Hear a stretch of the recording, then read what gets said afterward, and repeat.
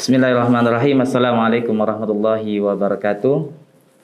Alhamdulillahirabbil alamin. Assalatu wassalamu ala asrofil anbiya'i wal mursalin sayyidina wa maulana Muhammadin wa ala alihi wa sahbihi ajmain, amma ba'd. La haula wala quwwata illa billah. Rabbi shrah li sadri wa yassir li amri wahlul 'uqdatam min lisani yafqahu qawli. Pemirsa Sisma TV yang berbahagia, alhamdulillah, sebelumnya saya memperkenalkan diri. Nama saya Muhammad. Saya dari SMA Islam Sabilillah Malang, dan pada kesempatan kali ini pula saya akan berbagi tips kepada pemirsa Sisma TV semuanya yang insya Allah akan memudahkan kita untuk belajar Al-Quranul Karim. Nah, pada kesempatan kali ini kita akan belajar tajwid, yaitu mengenai mad tabi'i atau yang disebut dengan mad asli. Jadi yang pertama kali yang harus kita ketahui adalah apa itu mad. Kita harus tahu dulu tentang mad itu apa. Oke, mad menurut bahasa artinya adalah tambahan. Ya, tambahan. Sedangkan menurut istilah adalah menambah atau memanjangkan suatu huruf yang dipanjangkan dengan huruf mad. Kalau kita berbicara tentang mad itu sendiri dibagi menjadi dua bagian. Yang pertama ada mad asli dan yang kedua ada mad far'i.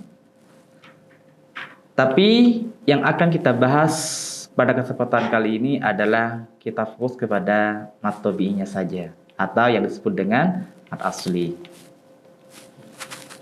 Nah, mad asli, kenapa disebut mad asli? Karena mad ini adalah merupakan mad yang pokok atau dasar, yang merupakan titik tolak untuk pembacaan kaidah-kaidah mad yang lainnya. Kemudian, kenapa disebut mad tabi'i? Karena panjangnya yang dua harakat itu sudah menjadi tabiat dari kaidah hukum bacaan mad tabi'i itu sendiri. Oke, baik, kita langsung masuk kepada hukum bacaan mad tabi'i itu sendiri. Nah, sebelumnya teman-teman semuanya, huruf mad tabi'i itu ada 3. Sekali lagi, huruf mad tabi'i itu ada 3. Yang pertama itu ada alif, dan yang kedua ada ya sukun, dan yang ketiga ada waw sukun. Saya ulangin lagi. Yang pertama, huruf mad tabi'i itu atau mad asli itu, yaitu yang pertama adalah huruf alif. Yang kedua itu ada huruf ya sukun, dan yang ketiga yaitu huruf waw sukun. Nah, untuk mengetahui teman-teman Sisma TV semuanya, kalau itu merupakan contoh daripada mad tabi'i, kita harus tahu dulu mad tabi'i itu terjadi kapan sih dan bagaimana kita untuk mengetahuinya. Nah, yang pertama tadi ada 3 huruf dari huruf mad tabi'i. Yang pertama ada alif. Nah, untuk mengetahuinya yaitu sebelum alif itu pasti ada harakat fathah atau fathah diikuti dengan alif. Yang kedua, hurufnya mad tabi'i itu adalah ya sukun. Nah, itu terjadi apabila sebelumnya ya sukun itu ada kasroh atau kasroh diikuti dengan ya sukun. Dan huruf yang terakhir, huruf yang ketiga, yaitu huruf waw sukun. Nah, huruf waw sukun terjadi apabila sebelumnya itu ada harakat dhammah, ya, atau ada dhammah diikuti oleh waw sukun. Nah, teman-teman semuanya, kalau sudah kita tahu huruf mad tabi'i itu ada 3 dan bagaimana kita bisa mengetahuinya, maka langsung ke contohnya. Ketika ada fathah diikuti alif, maka berbunyi, misalkan kita mengambil huruf dari huruf hijaiyah yang berbunyi mim. Nah, mim di sini kita tambahi dengan alif, mim disambung dengan alif, terus dikasih harokat fathah menjadi ma. Yang kedua, kasroh diikuti ya sukun. Kita ngambil contohnya mim juga, cuman di belakangnya huruf mim itu ditambahi dengan ya sukun. Dan harokatnya mim itu menjadi kasroh. Kenapa? Karena setelahnya ada ya sukun. Menjadi mi. Sekali lagi, menjadi mi.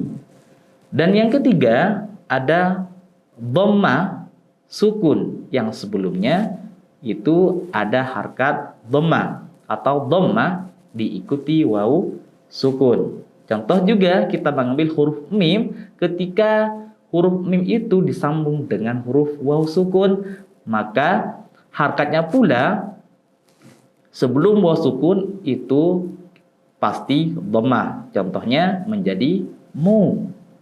Sehingga bacaan yang awalnya tanpa mat itu menjadi ma, mi, mu. Ketika masuk contoh mat tabi'inya yang alif menjadi ma. Yang kedua, kasroh diikuti ya sukun menjadi mi.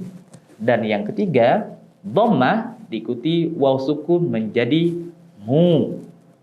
Artinya, semua huruf mat itu dibaca menjadi 2 harokat atau 1 alif saja. Sehingga bunyinya berbeda dengan sebelumnya dimasukin huruf mat. Sekali lagi, bunyinya berbeda ketika sudah dimasuki dengan huruf mat. Contoh, misalkan huruf kaf, kita ganti huruf kaf, kadzibatun. Ya. Itu fathah diikuti dengan alif. Yang kedua, fiha, kasroh diikuti ya sukun. Yang kedua. Dan yang ketiga, hadu. Yang terakhir, hadu, du. Nah, di situ ada dhammah diikuti waw sukun. Sehingga semua bunyinya atau pelafalannya itu menjadi 2 harokat. Atau bacaannya menjadi 2 harokat 1 alif. Atau lebih mudahnya kita separakan dengan 2 harokat 1 ayunan.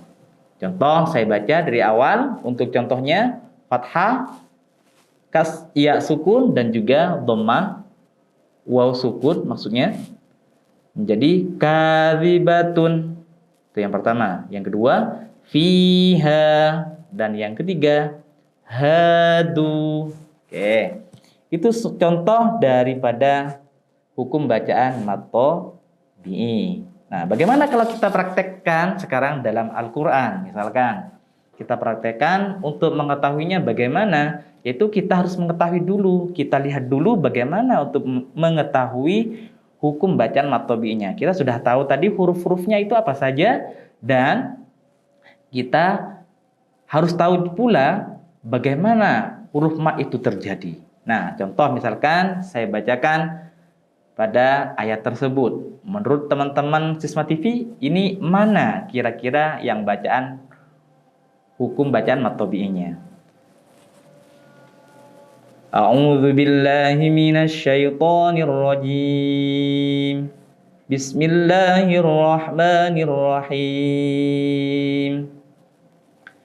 Wa anzalna ilaikal kitaba bil haqqi musaddiqan lima